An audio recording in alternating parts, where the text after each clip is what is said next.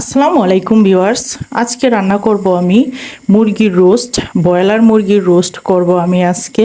আমি যে প্রসেসে আমার বাসায় রান্না করি সেই প্রসেসেই আপনাদেরকে দেখানোর চেষ্টা করেছি।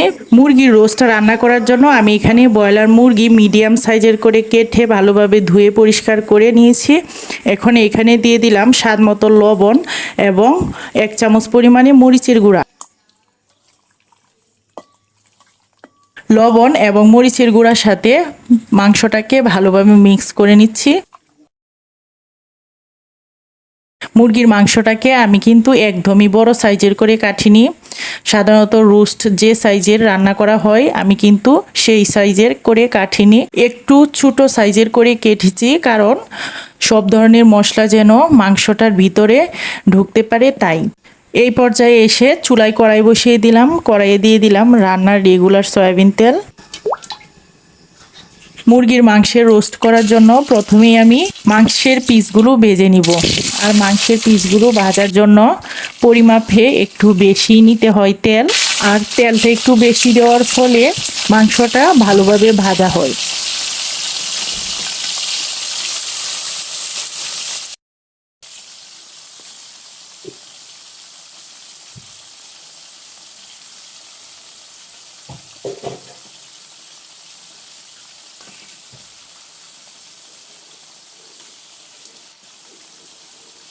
ভিউয়ার্স, আজকের মুরগির রোস্টটা কিন্তু আমার একটু ঝালঝাল হবে, কারণ একটু ঝালঝাল মুরগির রোস্ট খেতে কিন্তু ভীষণ ভালো লাগে।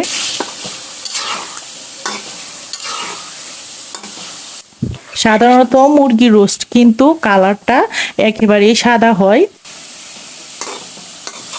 আমার আজকের রোস্টটা একটু ঝালঝাল করে রান্না করব, তাই মরিচের গুঁড়াটা একটু বেশিই দিতে হবে। বেশি মানে পরিমাপ মতো, পরিমাপের চেয়ে বেশি দেওয়া যাবে না, তাহলে দেখা যাবে যে বেশি ঝাল হয়ে গিয়েছে, আর ঝাল বেশি হলে রোস্ট একদমই ভালো লাগবে না।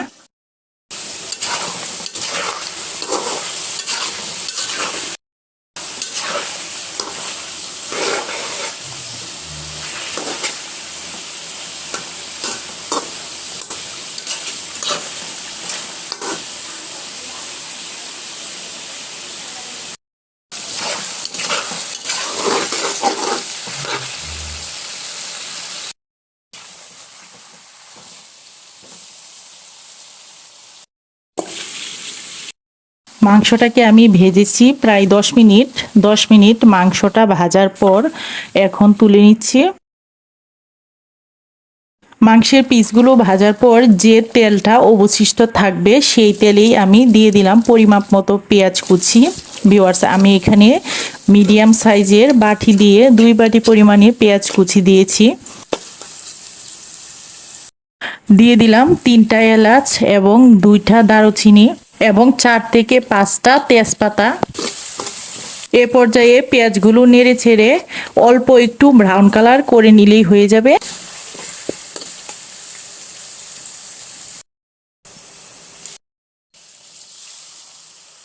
ব্রাউন কালার হয়ে গিয়েছে। এখন 1 কাপ পরিমাণে পানি দিয়ে এখানে দিয়ে দিচ্ছি মশলাগুলো। দিয়ে দিলাম ধনিয়া বাটা, দিয়ে দিলাম জিরা বাটা, এখন দিয়ে দিলাম রসুন বাটা, দিয়ে দিলাম আদা বাটা, 1 চামচ পরিমাণে দিয়ে দিলাম মরিচের গুঁড়া। আপনারা নিশ্চয়ই দেখেছেন আমি মাংসটা যখন মিক্স করেছি ভাজার জন্য, তখনই কিন্তু আমি আরও 1 চামচ পরিমাণে মরিচের গুঁড়া ইউজ করেছিলাম। 2 কেজি পরিমাণে মাংসের ঝাল রোস্ট করার জন্য 2 চামচ পরিমাণে মরিচের গুঁড়াই যথেষ্ট। এর চেয়ে বেশি দিলে, এর চেয়ে বেশি দেওয়া যাবে না, এর চেয়ে বেশি দিলে ঝালটা বেশি হয়ে যাবে। এখানে ছোট একটা বাটিতে 1 কাপ পরিমাণে গুঁড়া দুধ নিয়েছি আমি। এখন হালকা কুসুম গরম পানি দিয়ে গুঁড়া দুধটাকে গুলিয়ে নিয়েছি।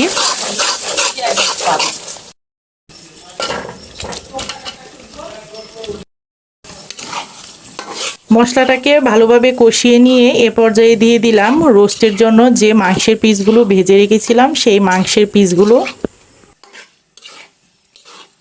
এপিট ওপিট করে মাংসটাকে মশলাটার সাথে ভালোভাবে মিশিয়ে নিচ্ছি।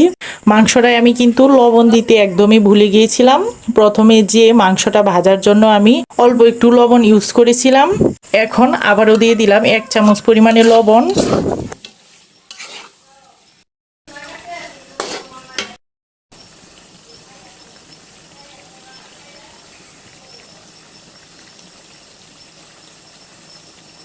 মাংসটা 5 মিনিট কষানোর পর এ পর্যায়ে দুধটা দিয়ে দিব। মাংসতে গুঁড়া দুধটা একটু ঘন করে ইউজ করার চেষ্টা করবেন, কারণ গুঁড়া দুধ একটু ঘন করে গুলিয়ে যদি আপনারা রোস্টটা রান্না করেন তাহলে রোস্টটা খেতে খুবই ভালো লাগে। আর যদি লিকুইড দুধ ইউজ করেন সেটাকেও একটু ভালোভাবে জাল করে নেবেন, তাহলে দেখা যায় যে রোস্টের স্বাদ আরও দ্বিগুণ বেড়ে যায়।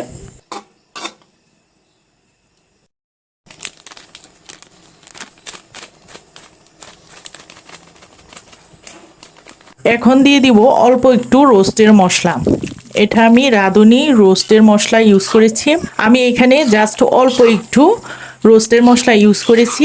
আপনারা চাইলে এই মশলাটা নাও ইউজ করতে পারেন, আর এই মশলাটা না ইউজ করলেও রোস্টটা খেতে কিন্তু ভীষণ ভালো লাগে। আমার হাতের কাছে ছিল তাই আমি অল্প একটু ইউজ করেছি, জাস্ট স্মেলটা একটু ভালো আসার জন্য। মশলাটা দেওয়ার পর 2 মিনিট রান্না করে নিলেই মুরগির রোস্ট রান্না কমপ্লিট হয়ে যাবে। ভিউয়ার্স, রেসিপিটা কেমন লাগলো অবশ্যই কমেন্টে জানাবেন। আর যদি রেসিপিটা ভালো লাগে অবশ্যই ফ্রেন্ডস এবং ফ্যামিলির সাথে বেশি বেশি করে শেয়ার করবেন। ভালো থাকবেন সবাই, আল্লাহ হাফেজ।